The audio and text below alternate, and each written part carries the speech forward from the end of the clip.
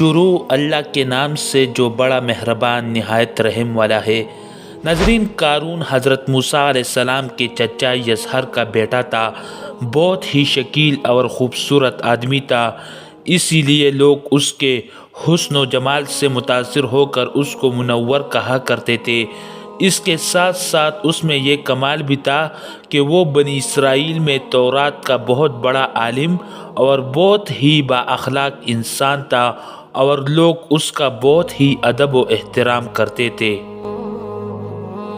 لیکن بے شمار دولت اس کے ہاتھ میں آتے ہی اس کے حالات میں ایک دم تغیر پیدا ہو گیا، اور سامری کی طرح منافق ہو کر حضرت موسیٰ علیہ السلام کا بہت بڑا دشمن ہو گیا، اور اعلیٰ درجے کا متکبر اور مغرور ہو گیا۔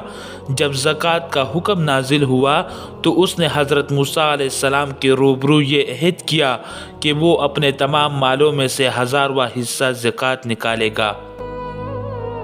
مگر جب اس نے مالوں کا حساب لگایا تو ایک بہت بڑی رقم زکوٰۃ کی نکلی۔ یہ دیکھ کر اس پر ایک دم بخل کا بھوت سوار ہو گیا، اور نہ صرف زکوٰۃ کا منکر ہو گیا بلکہ عام طور پر بنی اسرائیل کو بہکانے لگا کہ حضرت موسیٰ علیہ السلام اس بہانے تمہارے مالوں کو لینا چاہتے ہیں۔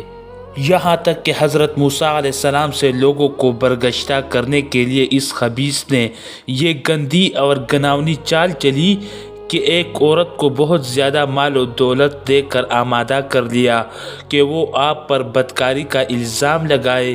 چنانچہ عین اس وقت جب کہ حضرت موسیٰ علیہ السلام وعظ فرما رہے تھے، قارون نے آپ کو ٹوکا کہ فلانی عورت سے آپ نے بدکاری کی ہے۔ حضرت موسیٰ علیہ السلام نے فرمایا کہ اس عورت کو میرے سامنے لاؤ۔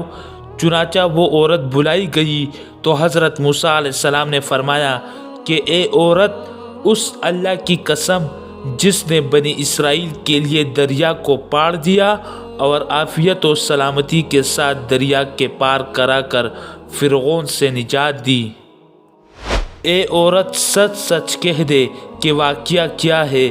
حضرت موسیٰ علیہ السلام کے جلال سے عورت سہم کر کانپنے لگی، اور اس نے مجمع عام میں صاف صاف کہہ دیا کہ اے اللہ عز و جل کے نبی، مجھ کو قارون نے کثیر دولت دے کر آپ پر بہتان لگانے کے لیے آمادہ کیا ہے۔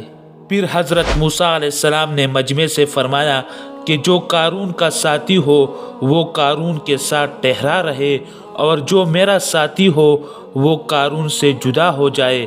چنانچہ 2 خبیثوں کے سوا تمام بنی اسرائیل قارون سے الگ ہو گئے۔ پھر حضرت موسیٰ علیہ السلام نے زمین کو حکم دیا کہ اے زمین، تو اس کو پکڑ لے، تو قارون ایک دم گھٹنوں تک زمین میں دھنس گیا۔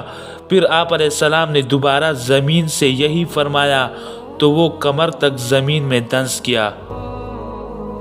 یہ دیکھ کر قارون رونے اور بلبلانے لگا اور رشتہ داری کا واسطہ دینے لگا، مگر آپ نے کوئی التفات نہ فرمایا، یہاں تک کہ وہ بالکل زمین میں دھنس گیا۔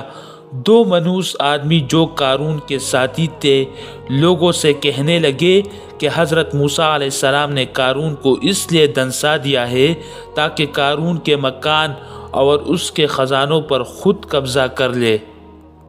ناظرین، پھر حضرت موسیٰ علیہ السلام نے اللہ سے دعا مانگی کہ قارون کا مکان اور خزانہ بھی زمین میں دھنس جائے۔ چنانچہ قارون کا مکان جو سونے کا تھا اور اس کا سارا خزانہ سبھی زمین میں دھنس گیا۔ اللہ تعالیٰ کا ارشاد ہے کہ ہم نے قارون کو اتنے خزانے دیے تھے کہ ان خزانوں کی کنجیاں ایک مضبوط اور طاقتور جماعت بمشکل اٹھا سکتی تھی۔ قرآن مجید فرقان حمید میں ارشاد ہے، ان قارون کان من قوم موسیٰ فبغى علیہم وآتیناہ من الکنوز ما ان مفاتحہ لتنوء بالعصبۃ اولی القوہ۔ بے شک قارون موسیٰ علیہ السلام کی قوم سے تھا، پھر اس نے قوم پر زیادتی کی، اور ہم نے اس کو اتنے خزانے دیے تھے جن کی کنجیاں اٹھانا ایک طاقتور جماعت پر باری تھی۔